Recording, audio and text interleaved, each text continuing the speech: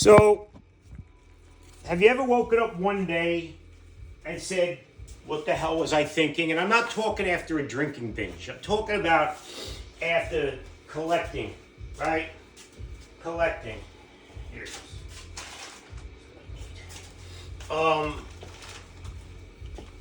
It's gotten out of control. Really out of control. And I'm not just saying that. I don't know how it happened. Started, I don't know, 10, 15 years ago, maybe more. Depends how you look at it. And it just got ridiculous. Absolutely ridiculous with tools. Now, I own world's biggest toolnerd.com, right? I thought, oh, wow, that's funny. Let me get it. It's available because I like .coms. I buy a bunch, and I have a bunch of good .coms.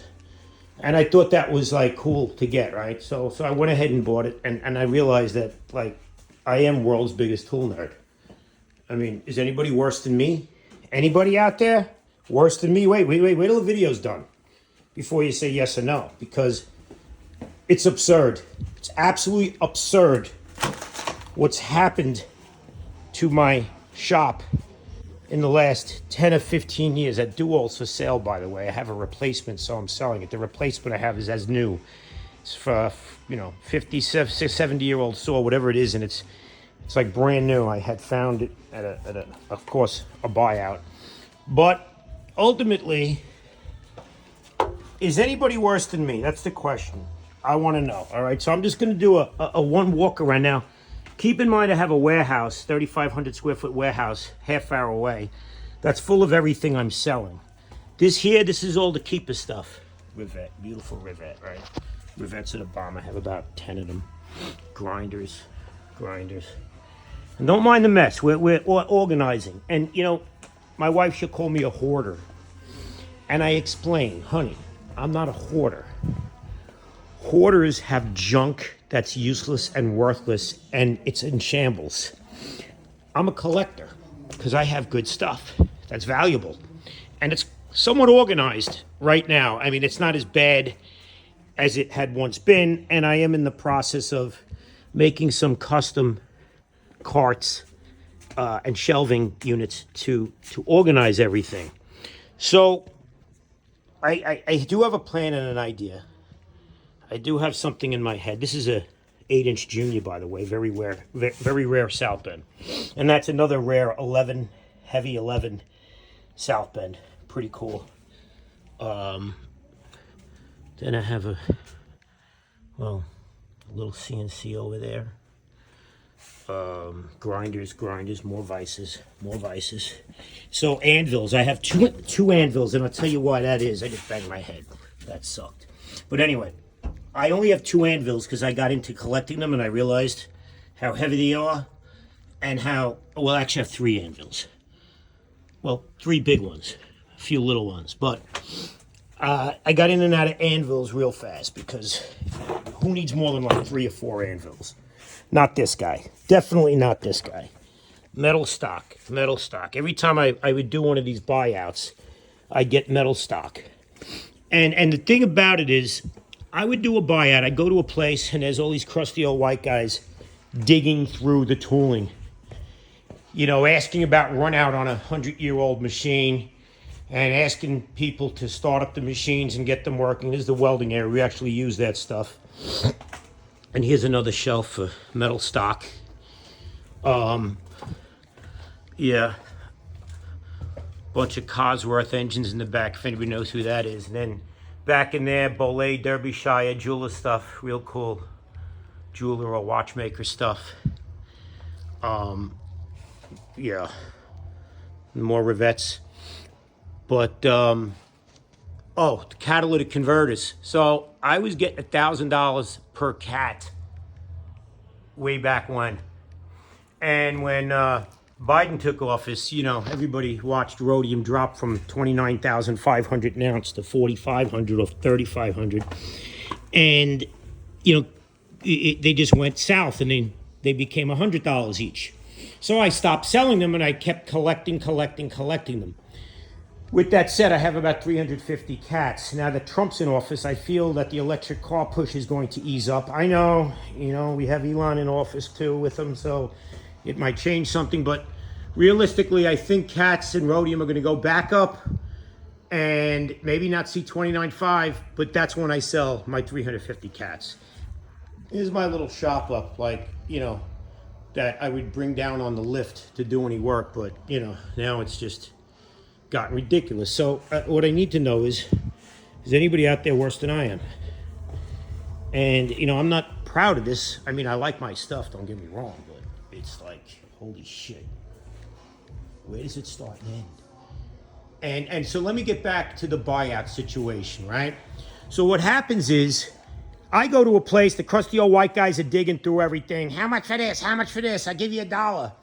And I just go, how much for everything? And everybody looks at me. The guy goes, I don't know. What do you want to offer? And I say, I don't know, 2,500. Boom. I'll take it. All the tools get dropped. Crusty old white guys walk past me, bump into me, curse at me, tell me I'm no good, and they leave. Then I pick one machine out of the bunch and I get my 2,500 back. I sell another machine. I make 1,000 or 2 here or there, and then I'm stuck with everything that's left. Now, it didn't cost me anything except my time, effort, and energy, and it's free, but it's now taking up mad space. Now, this is my little honey room and my kind of keeper room and all that. And, here is the shop. Now, this is what pays the bills here. But as you can tell, it's kind of like getting encompassed with tools, machines. I mean, where does it start and end? So before you say you're worse than I am, I'd like you to watch the whole video. And it's not a flex, I'm not bragging, I'm not boasting. This is me waking up and realizing, holy crap, what did I do? Because, you can't have a fire sale because he's selling everything for peanuts. Everything has to be sold right. Take a look at this Linley. Show me one of these. With this, not too many. I paid $100 for this more. $100 I bought this for. I could have drove it to the scrapyard and made like $400 or $300 off it, but at that time. But I have a problem with scrapping, machines of that quality. Anyway, it's out of hand with cars as well. All told, between parts, cars, for sale cars, vehicles that I own, I have about 65, 70 vehicles, at least. That's like not even, but I'm in the business, so I guess like this pickup I bought for $700 the other day. Waiting on the title, I have it sold for $2,000. I paid $3,000 for this. Came with an extra set of wheels I sold right away for $1,500. And I have now $1,500 into it, but it fell off my wheel lift because I was in a rush to get out of there for reasons I want to talk about, and cost me a bumper. But it's okay because I bought a whole nother truck for $1,500, sold $2,000 worth of parts, and I have the truck left with all the parts I need. Sprinters. Got 4 of these bad boys, and this is what gets me in trouble. You want to see something really cool? I love this thing. I just bought this for $600. I love this thing. That little Astrovan, 99. Just picked it up, fixed it up. Why don't we skip over? Oh yeah, pressure washer, a hot water pressure washer. Got to have one of those. And of course, have to have one of these compactors, right? And then we have the cold water pressure washers, and we have the pumps. Got to have that crap. These tables I bought at scrap metal pricing. I think I was paying $20 a piece. I was getting $400 or $500 a pop, and I decided to keep those 4. Because, of course, one day I'm going to do something with them. You know how that goes. We're all going to do something. So let's just go into the office, load this music. Look at this shit show. Yeah. Who's got me beat, baby? Who's got me beat? Who's got a bigger problem than I do? I'd love to meet him because I want to feel good about myself. I want to feel good about myself because right now I'm feeling like, holy crap, what did I do? What did I get myself into? What did I get myself into? And it doesn't stop there. Let's see what we got here. Oh, yeah. Yep. I'm not even gonna go any deeper, you know. I'm not. I mean, it's absolutely ridiculous. Let me turn this music down.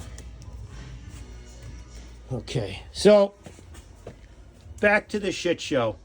Back to the shit show. Yeah. So I just like to know if anybody's worse than I am. If anybody has a bigger problem than I am, please let me know because I'm all alone right now, and I'm feeling like depressed. But as far as the plan goes, wait, let's step over here. Of course, you got to have the boat, right? I got a couple of those. You know, I have no respect for money. It's never mine when it's in my pocket. So I just piss it away in buying stuff. That's why I have none. Motorcycles, I think I got 6 or 8 of those. These boxes are all my guys, except for that Vidmar I just bought. 500, what a score, that tall one? That's a score. Anyway, this little honey became part of a buyout. If I could fit through, now that I lost all this weight, it's so much nicer to move around. It was 50 pounds. Jesus Christ, what a difference it is when you lose weight. Forklifts, got 4 of them. Everybody's got to have a forklift. You need one of these too, right? Yep, every idiot like me needs one of these to lift things. So check out this Graziano Sag. Now, I should sell it, but it's a Graziano Sag, and I only have one of them. I don't know, I can't get in there, but anybody who knows what that is knows what that is. And it's a $7,500 machine. I did a buyout. I bought the buyout for $5,000. I already made $10,000 back. You know, I already recouped my money and $5,000, and I have another $20,000, $30,000 worth of machinery. See, that's the problem.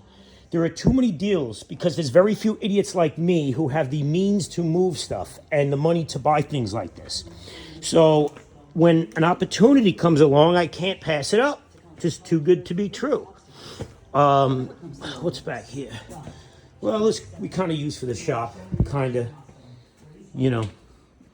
But look, the plan is this. I came up with an idea the other day, and I guess it's to beat off the guilt and try to make sense out of the whole thing. What I'm going to do is, when I finish, I have a property thing going on. I don't want to talk about it, but when that finalizes, the plan is going to be to rebuild, restructure, and set up a metalworking museum. A metalworking museum. Does anybody out there know what museums don't do in New York and maybe other states also? What don't they do? What doesn't a museum have to do that everybody else has to do? They don't pay taxes. That's right. So when the dust settles and my deals are done, I will have a metalworking museum. I plan on setting all these machines up. Going to try to find a whole bunch of retired machinists to come in, put railroad caps on. We're going to have kids come in. We're going to show them how to use machines and tools and see if we can get these young kids to use their hands again. That would be the plan. Because I got to believe, with the chain of events that took place with the election and the way the world is going to be headed, that there's going to be an opportunity for kids to actually get brains and hands back and start producing, doing, and making. So, look, it is what it is. I'm asking anybody, is anybody out there worse than I am? And again, I have a 3,500 square foot warehouse a half hour away, packed to the door with tooling, machinery, carts, other things. So this is just the keeper stuff. Just the keeper stuff. So, yeah, anybody pipe up. I want to hear you. I want to hear your problem. I want to know I'm not the worst person in the world with collecting crap.